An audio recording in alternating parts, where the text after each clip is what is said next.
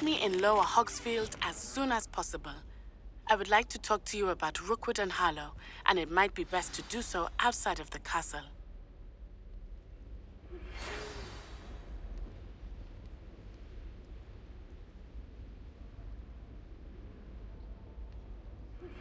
Professor Fig and Weasley have asked that I teach you an additional defensive spell. Please complete the assignments I have given you, and then proceed to see me in my classroom.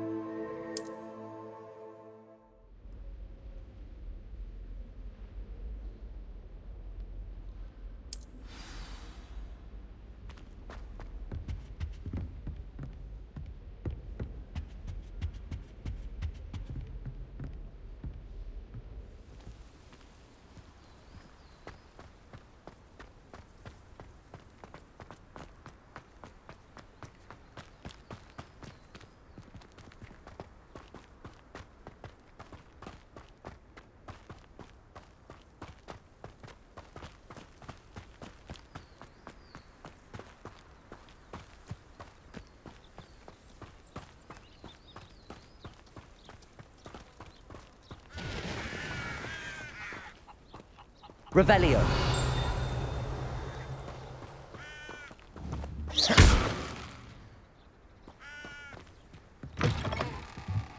Revelio.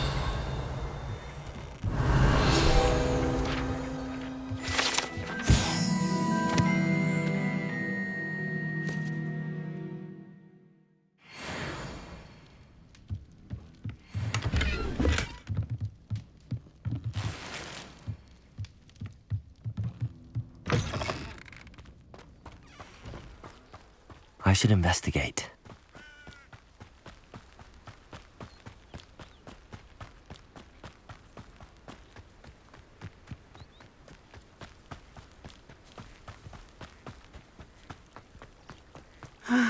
It is good to see you, my friend. Hello, Natty. How are you? I hope you've recovered from our rather eventful trip to Hogsmeade. I am well, but I have been worried about you, my friend. With Ranrock and Rookwood and Harlow after you? I'm all right at the moment. We did not speak about it at the time, but I am hoping now you might tell me why they were looking for you.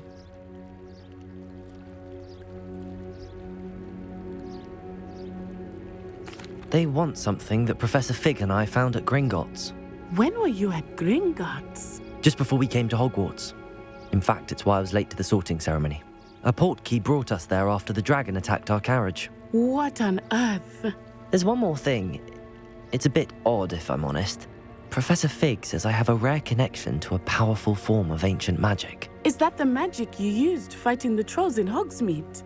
I think so. I'm still learning, but I can see traces of it, and I've cast magic I can't otherwise explain. I know that's a lot to absorb. It is. And I will have more questions. For now, it is safe to say that Rookwood and Harlow are a threat to both of us, to all of us, which is why I wanted to speak to you. I realized something that day in Hogsmeade. You displayed such courage fighting that troll, and Serona wasn't intimidated one bit by Rookwood and Harlow. Both of you have inspired me to take a stand of my own. What sort of stand? Men like Rookwood and Harlow are the reason my mother and I left Matabeleland. I am not going to sit by and watch them destroy my new home. Rookwood and Harlow are a dangerous pair on their own, and the fact that they're working with Ranrock, well... All the more reason they must be stopped. Rumor has it that Theophilus Harlow runs Rookwood's day-to-day operations. Taking him down would cripple Rookwood's entire enterprise. That may be true, but shouldn't Officer Singer handle someone like Harlow? I spoke with her. She was polite, but perhaps understandably would not discuss details with a student. I overheard some of Rookwood's lot talking about a massive poaching operation that Harlow is planning. I was thinking that we could investigate a bit, try to get the evidence that Officer Singer needs. All right, but how? I am going to watch and listen, find out precisely what Harlow is up to. I shall reach out when I know more. In the meantime, remember, I am here if you need me. Thank you, Natty. Be on your guard. I beg your pardon. How dare you threaten me? What's going on here?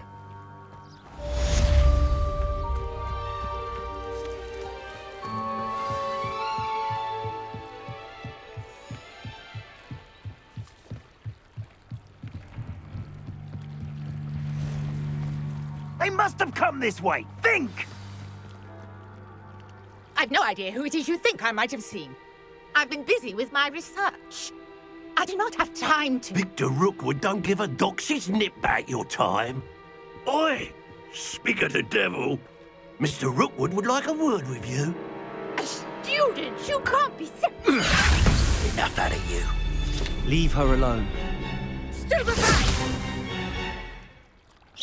Incendiary! Nothing cast at you!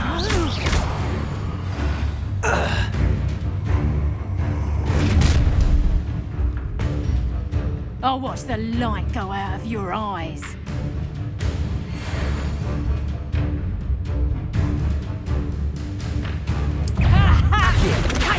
We can hold them off! Incendiary! I'm not going anywhere with you.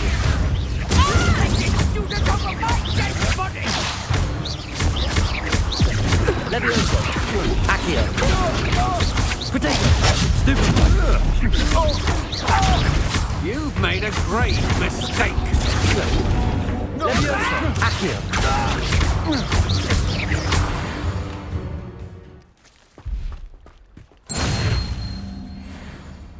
What on earth just happened? I've never been accosted in such a manner, and so close to Hogwarts. Are you all right? I am, thanks in no small part to your excellent defensive skills. Care to tell me why two Ashwinders were ready to dispatch me to get to you? Ashwinders? Victor Rookwood's thieves and extortionists, his little cronies. They seemed quite keen on you. It's a long story, but thank you for your help. Well, you've avoided them for the moment. Priya warned me things were getting dangerous. Best get moving on my research before they return.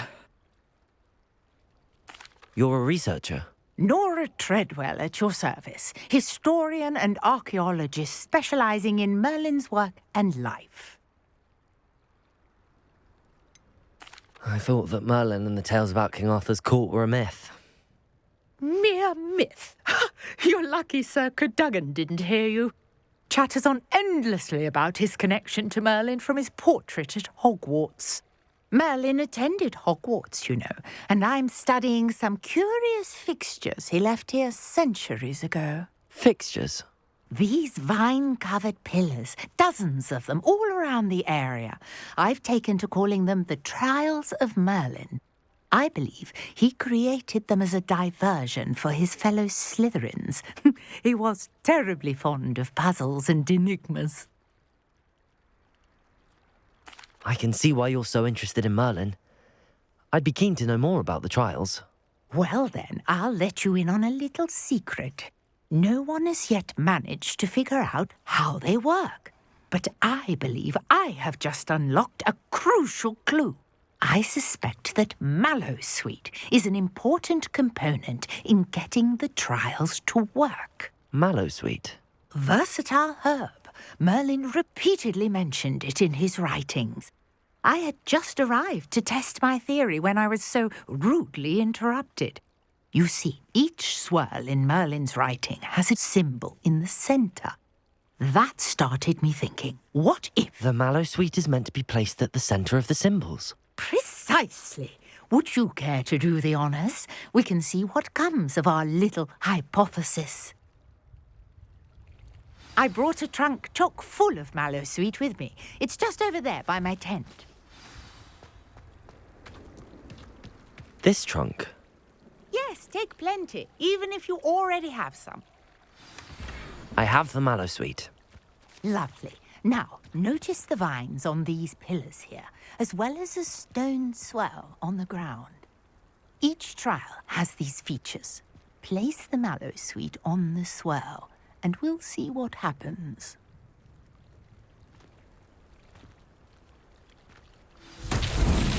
My word! Did you see that? The vines disappeared. What should I do now? This is uncharted territory. I am curious about these pyres. Incendio!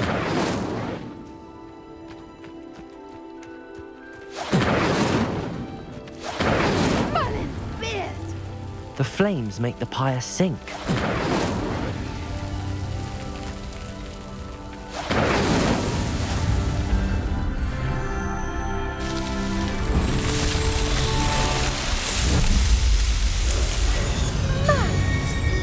How beautiful! What a day! I can hardly believe it. I take it we can call that a success? We can indeed. However, I now have even more questions. How does it work? I must review my notes. I may have missed something. Are all of the trials like this one? Oh, not precisely. Well, I think each has those telltale vines and the swirl on the ground. You should feel free to solve them as you come across them. I believe I have what I need to continue my research. My guess is that each will also require mallow sweet, which you can find in Hogsmeade should you need more. I really must be off. Such a pleasure to meet you. And do be careful out here. Now, I've got what I needed. I shall return to the safety of my notes and books.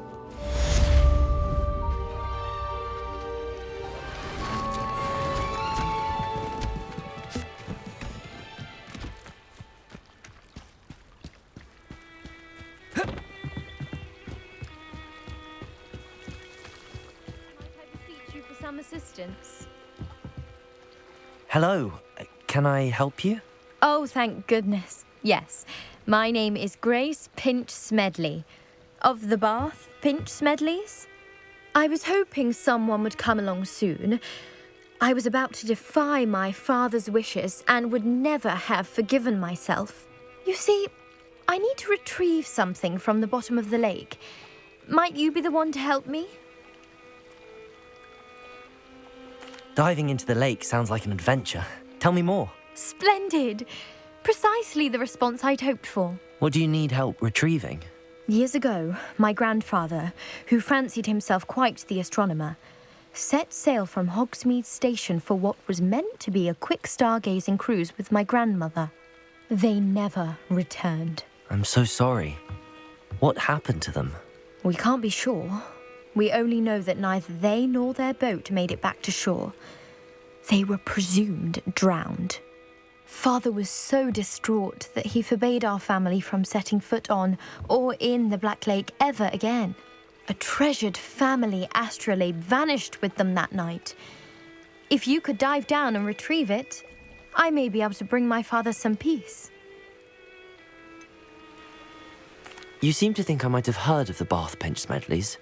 Why would I know your family? That's like asking why the sky is blue or grass is green. The Pinch Smedley name is synonymous with intellectual curiosity. We are known for our contributions to science and art. I'm surprised you haven't heard of us, frankly. But with all I plan to discover about the world around us, those that don't yet know the name certainly one day will. What exactly is an astrolabe? It's an astonishing ancient navigational tool, essentially a handheld model of the universe. It's mainly used for studying the stars, astronomical pursuits, but it has nearly 1,000 uses. Fascinating device. Sadly, I'd imagine it's rusted beyond repair now. Still, we'd love to have it returned to us. It would be like getting a bit of my grandparents back. It sounds dangerous, especially for something of mere sentimental value. I understand. But I'd be forever grateful. Of course, you may discover much more than the astrolabe. Anything else you found would be all yours. I've cross-referenced the vessel's last alleged location against the lake's topography, depth charts, and tide schedule. My best guess is that it's just over there, about a furlong from the dock. It would be wonderful to have my grandfather's astrolabe back. I do hope you find the astrolabe. It would mean so much to our family. It sounds as if her astrolabe is just northeast of the dock. I should dive down and see.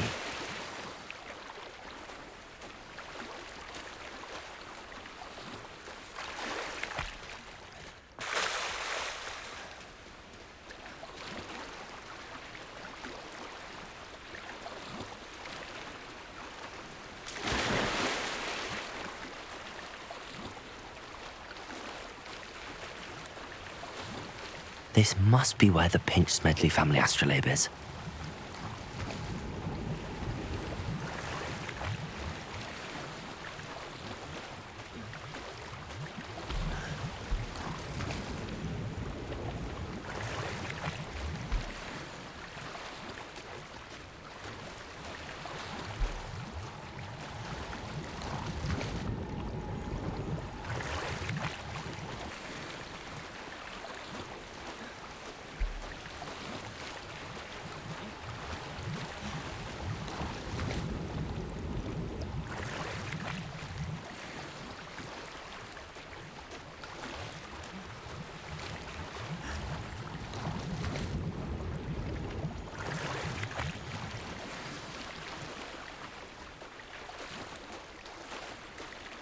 I should let Grace know that I found her family astrolabe.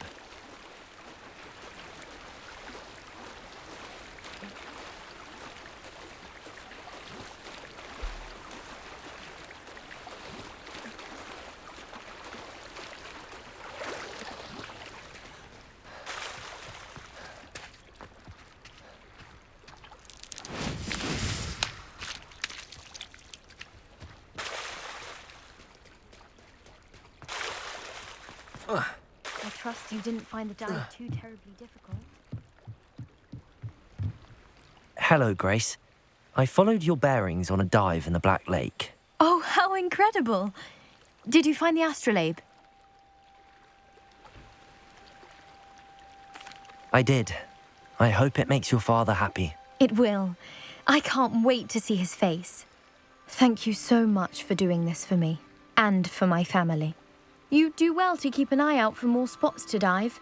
A diver of your caliber is certain to find all sorts of things down there. Thank you again. And I do hope you keep diving. You certainly have a knack for finding treasure.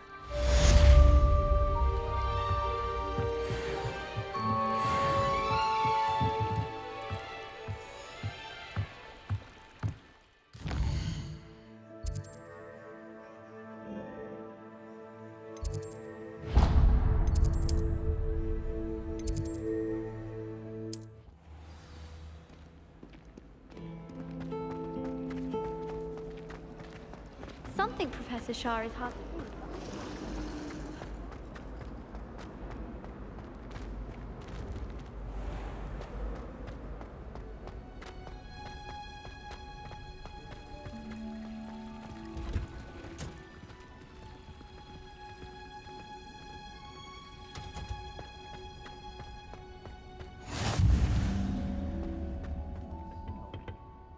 She growing Punja's onion again?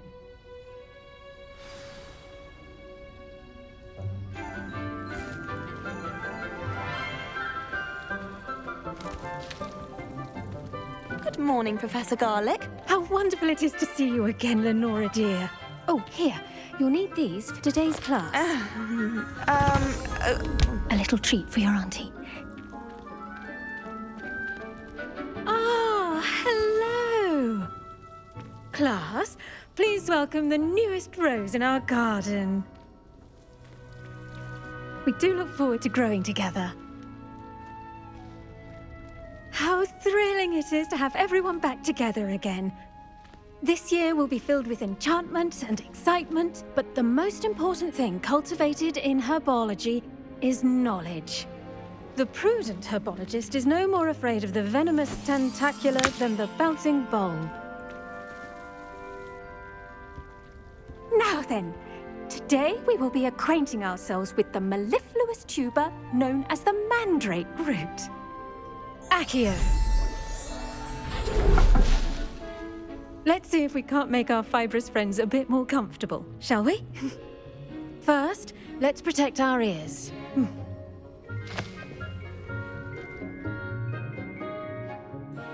Now, everyone, grip their mandrake by the tendrils and give it a firm tug.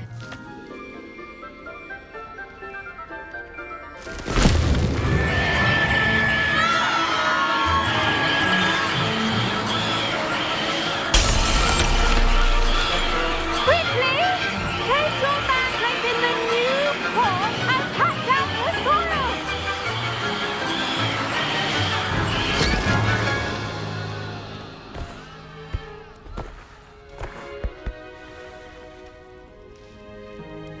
The soil should envelop the root like a warm, dirty blanket, putting the mandrake right at ease. Reparo! I'm very sorry about that. Yours was a bit mature, I'm afraid. All right then, off you go. Splendid work, everyone. Now, for our next task, we'll be planting dittany at our potting tables. You can all get started. I need to have a brief word with our new student. The best time to plant a seed is last season. The second best time is now. I should think Professor Garlic would be more careful with her mandrakes. I wonder if hippogriffs like knotgrass.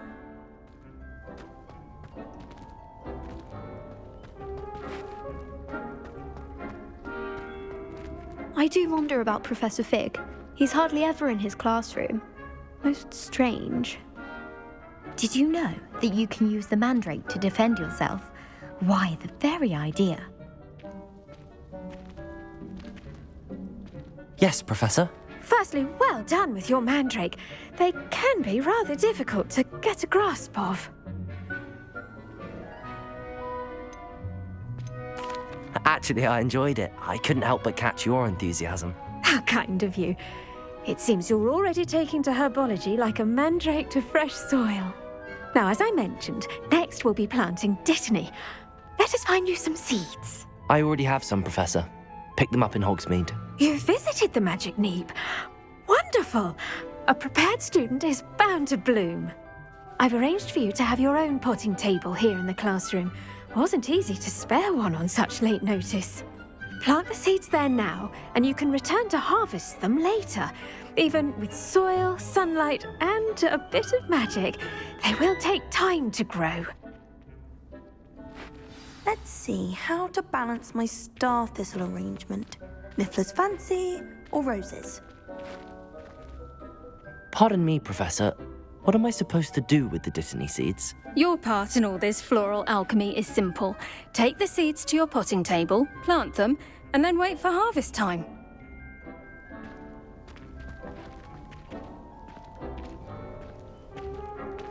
Dittany's restorative properties make it a vital ingredient in the Wiggenweld potion, as you all should know from Professor Sharp's class.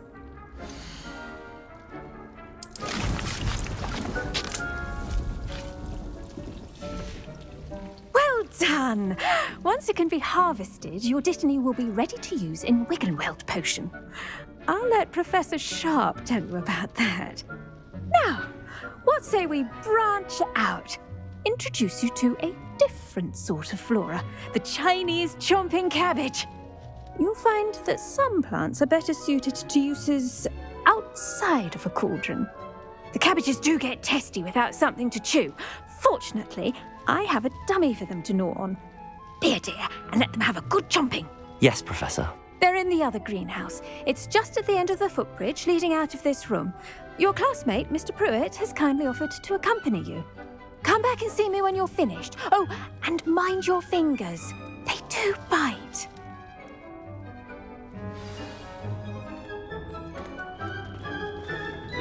Hello. Saw you on your way to Hogsmeade the other day. Nice to meet you. I'm Leander. I'll be showing you the Chinese chomping cabbages. Up these stairs will take us there, but you'll lead. Nice work in Defense Against the Dark Arts, by the way. Excuse me? Your duel with Sebastian! And he's good. Thinks he's really good. But you outright slaughtered him. It was brilliant. Oh. Well, thank you. I nearly put Sebastian... Here we are. Home of the Chinese chomping cabbage.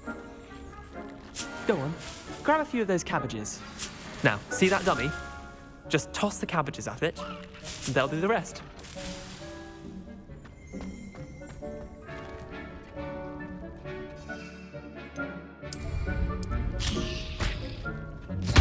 Look at that! They'll choke on anything they can get their mouths on. Mum planted some in her garden last year to keep the gnomes out. Did save her the de-gnoming, but they left her honking daffodils in tatters. Vicious little bastards, aren't they? My kind of plants. Not like stupid booba tubers and bouncing bulbs. The kind of plants that'd have your back in a fight. Not saying you can't go it alone, but... Well, imagine that wasn't a dummy. I suppose they could prove useful outside of the greenhouse. Nothing wrong with a bit of backup, even if it is from a cabbage. It's chaos out there. Trolls in Hogsmeade and such. You can't be above throwing a cruciferous vegetable if necessary. Dogweed and deathcap has more of them, if you're keen. Other plants too. Ones your parents wouldn't plant in the garden. You get the idea. Anyway, we probably ought to head back to class. Take your time. I'll see you back in class.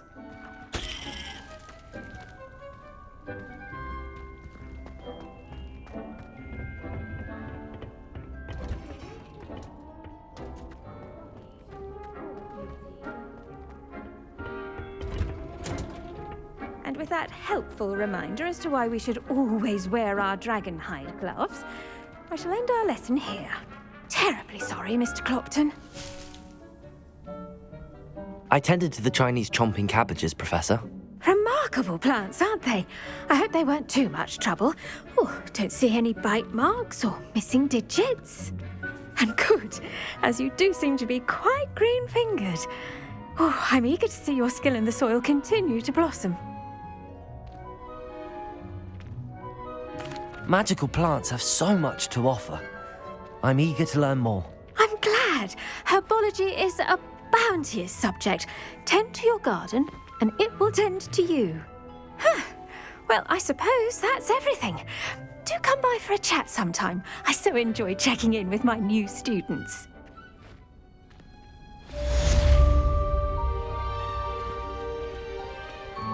Hope those mandrakes are really relishing their new pots.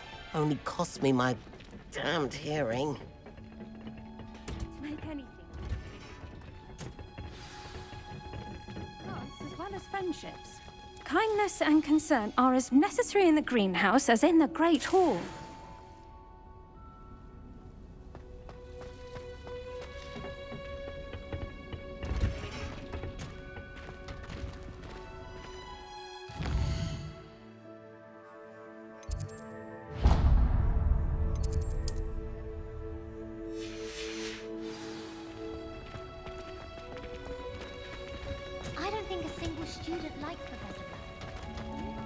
Lumos.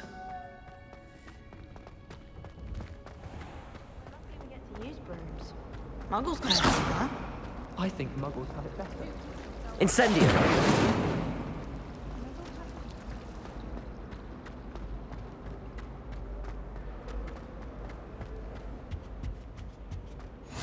Shouldn't there be auras or someone from the military guarding the school after the incident in Hogsmeade? Professor Black would never allow that. It would make him look completely incompetent, which he is.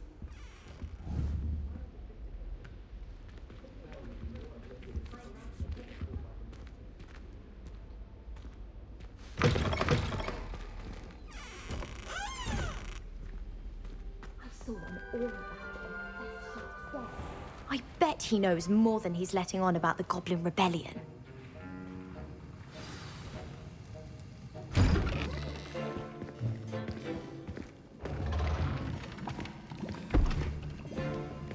potions is one of the most challenging and hazardous subjects taught at this school. As fifth years, you will be required to reach new heights of both discipline and intellect. You will begin this term by brewing a Wiggenweld potion. Mr. Takar, can you tell us why this particular potion might come in handy? Yes, Professor Sharp. The Wiggenweld potion can be used to sterilize and even heal a variety of injuries. It can heal some injuries, but not all. Points for Ravenclaw. Before today's class is completed, each of you will have brewed a Wiggenweld potion of your own.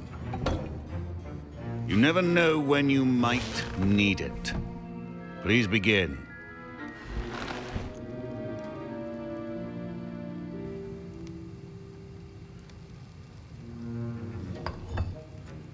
Use a strong, even motion when crushing your ingredients.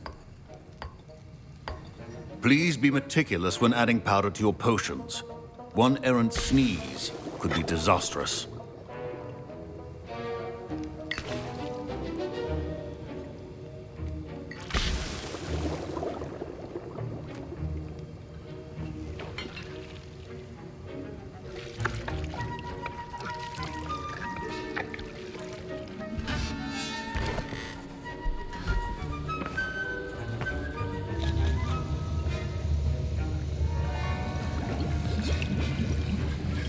I see most of you have not forgotten how to stir.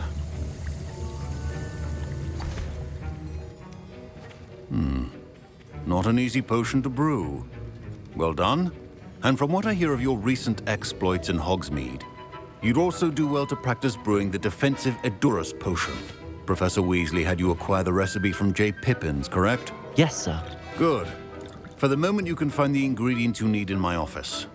But in the future, you'll be expected to provide your own ingredients. Some can be harvested from the plants you grow in your Herbology class, and rarer ones can be purchased. Others, however, may be harder to obtain, and will require you to be a bit more resourceful. Come and see me when you've finished brewing, and we'll see if it was skill or luck the first time around.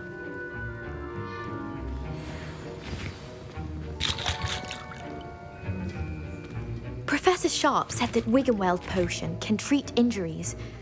My parents considered keeping me home from school this year after the rumors of a goblin rebellion. Don't fret if you run out of ingredients. I simply grow most of what I need. My Wiggenweld potion's utter rubbish. Wish I could just replace it with one from J. Pippin's.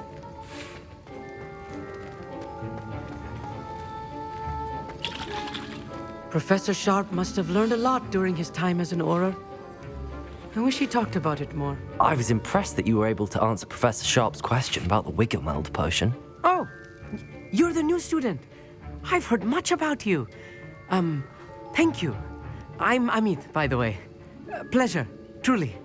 And I've never seen anyone brew such a flawless Wiggenweld potion on their first try. Well done. I'm glad I was able to get it right the first time. You must simply have a knack for potion making. Some students seem so confounded by potion recipes, it's as if they're written in gobbledygook. A fascinating language, by the way. Neither here nor there, really, but I am a self-taught speaker. Merlin's beard, good conversation is the enemy of free time. I must return my book, Gateway to the Far Stars, before my next class. Speaking of stars, we'll be in astronomy together. You'll love it. Professor Shaw is firm, but quite clever. See you soon, no doubt. Fine job brewing your first Wiggenweld potion. But there are many potions yet to learn. This is going to be a busy year. Did I hear Professor Sharp say that you have permission to go into his office? Yes, but why does that matter to you? Brilliant! And it matters because you can be a part of something truly creative. You remember me, don't you? Gareth Weasley. Ah, yes. We met in the common room. Listen, anyone with a troll-sized brain can brew an Edurus potion. I'm working on something that's certain to be spectacular. I'm just missing one tiny last ingredient that will add that extra spark. I suspect that's where I come in. You're as clever as I'd hoped. I simply need a single Fwooper feather, as you'll already be in Sharp's office with his permission. Perhaps you could grab it for me. I don't know, Gareth. I don't want to get on Sharp's bad side. You won't. Fwooper feathers aren't that valuable. Sharp won't even miss it. I've enough to worry about collecting the ingredients he wants me to get. I'm afraid I can't help you. I understand. I'll sort something else out.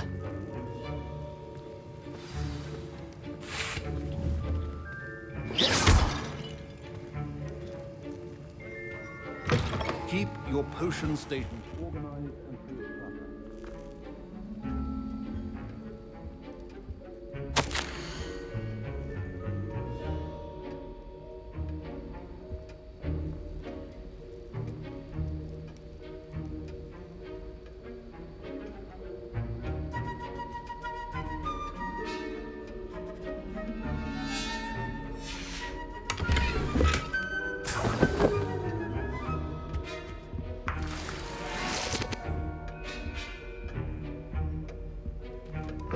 A well-prepared witch or wizard always. Should you chop the Dittany or crush it?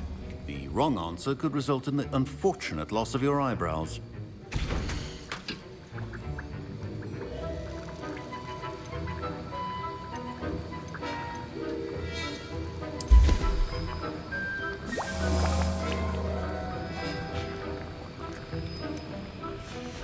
And now we add the mallow sweet, and that's odd. What's happening? Wait, it's not supposed to. Ah! Get it! Again. Oh! Dragon Dog! What happened? Well done, Gareth. What now, Mr. Weasley? Sorry, Professor. That'll be points from Gryffindor. Again.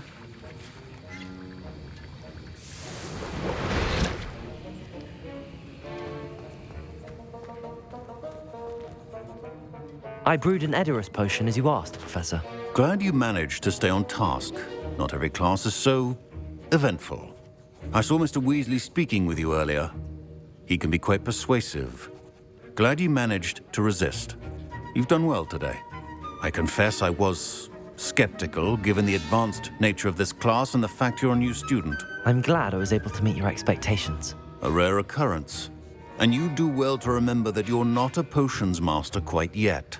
In addition to having a solid grasp of how to combine various ingredients, you should gain an understanding of the ingredients themselves. Pay particular attention in herbology. The plants you nurture there are often essential to the potions you brew here. Now, I recommend that you find a safe location in which to practice brewing. You cannot leave a hot cauldron simply anywhere. That'll be all.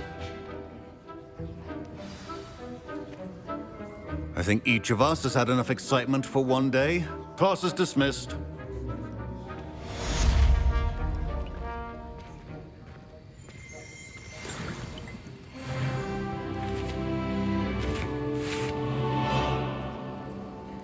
That was an interesting class. Wasn't precisely what I had in mind, but it was still brilliant. Well, for certain you'd have helped. I'm glad I avoided trouble. Sharp certainly seemed upset with you. His bark's worse than his bite. I think deep down he respects my artistic spirit.